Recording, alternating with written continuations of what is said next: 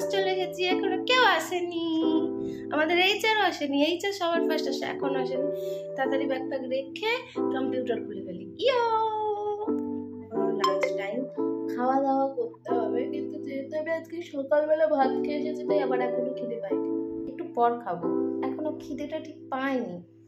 কোথায় গেছে কি জানি, একটু রোদ আসছে না, ওয়েদারটা সকাল থেকেই খুব ঠান্ডা ঠান্ডা।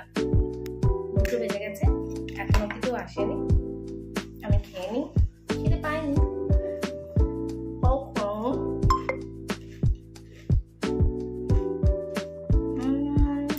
আজকে আমি মুড়ি নিয়ে এসছি, মুড়ি।